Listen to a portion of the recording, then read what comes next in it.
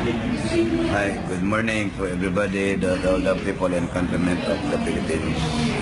So, what do you want to know about me? So may question po tayo galing sa Facebook from Nayeta Leche. Tanong ko lang po, presumptive President Rodney Duterte, bilang presidente ng bansa, may batas na po ba kayong isusulong para malutas ang problema sa pagdami ng mga taong haters at bashers sa social media? Para kung sa akin palagay, kung ako ang tatanungin nyo, kasi wala naman kayong ibang tinatanong kundi ako, kaya ako din ang sasagot niyan. Para sa akin, para mabawasan natin yung mga heater, yan ba yung pag sa tubig yung ginagamit? Heater? Hindi po. Haters po, mga... Haters. Okay, kala ko yung pag nag-init ka ng tubig, heaters yung tawag doon. So, mga haters at mga bashers, para mapigilan natin ang pagdami ng mga ganyang tao sa social media, ito kung tawagin, kailangan ang mga haters, kailangan wag na kayong mag-asawa. Ganon din ang mga bashers. Wag na kayong mag-asawa para hindi kayo dumami. Kasi pag nag-asawa kayo, nagkaroon kayo ng anak, dumami yung anak nyo, yan din ang ituturo nyo. Puro galit sa mundo ang ibibigay ninyo. Hindi magiging maayos ang patakbo natin ng Pilipinas. So, all you have to do is don't make baby and don't get married para doon di kayo dumami. Para yung lahi nyo hanggang dyan na lang yun. Salamat dun sa question na yun. Okay po. Yung second po natin galing naman po sa Twitter from White Mega. Paano mo masusolusyonan ang problema sa paglago ng mga paasa sa pag-ibig? Ayan, yung paglago sa pagpaasa sa pag-ibig. Kasi kung hindi mo bibigyan o kung hindi ka magtatanim, hindi yan lalago.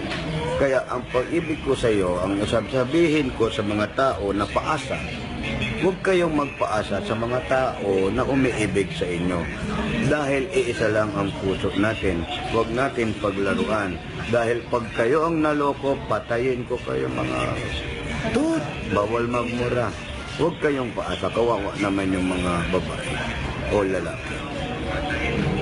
Well, ito po yung third question natin from Facebook naman, from Samchu Buenavista. Mr. President, may curfew na rin po ba sa Facebook? Maganda yung tanong. It's a very nice question about, I want to say, and I would like to answer that question very quickly. Magkakaroon din tayo ng curfew sa Facebook. Kasi number one, nagkakaroon ng mga bata na problema sa school. Ang akala natin gumagawa ng assignment o anuman ang ginagawa, nasa Facebook lang pala. Nagchat-chat, kung sinong kausap dyan, tumitingin ng mga chismis, ibawal ko yan. Magkakaroon kayo ng curfew. Para sa mga bata naman, ang gagawin natin, pagdating ng 10 o'clock ng gabi or 9 o'clock, magpahinga na kayo. Kasi wala na kayong oras para sa school, sa mga magulang ninyo.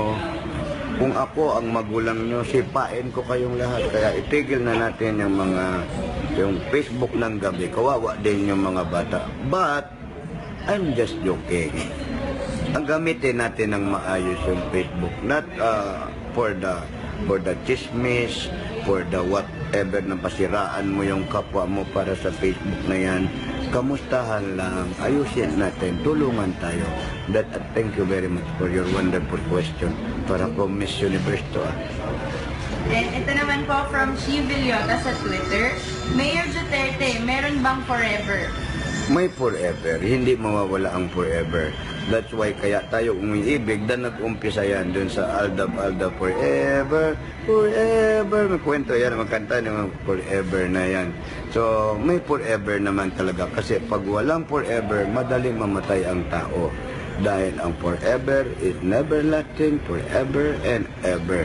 Kaya nga meron tayong panghabang buhay na pagmamahal. Kagaya ko, uupo ako bilang presidente at tandaan ninyo, forever na ito. Ito naman po yung last question natin from Ruby Reyes Tenyoso ng Facebook. Tanong ko lang po, sino ang mas lamang sa inyo ng kagwapuhan ni Jose Manalo?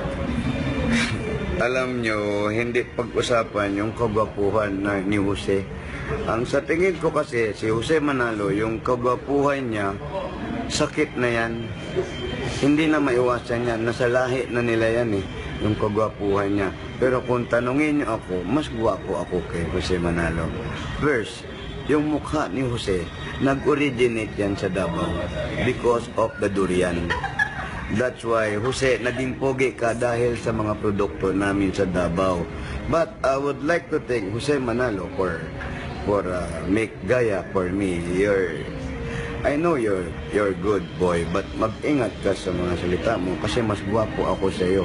Wag mo lang sabihin na mas gwapo ka kay Mayor o kay Presidente Duterte. Kasi after ng 29, 28, 29, Duterte na tayo. Kaya ayusin mo yung mga salita mo, ha? Yan lang. Mas pogi ako kay Jose. Wala na eh. Salamat po. Thank you. God bless you all. Yes. Siyempre, Jing, asawa ko. Believe ako.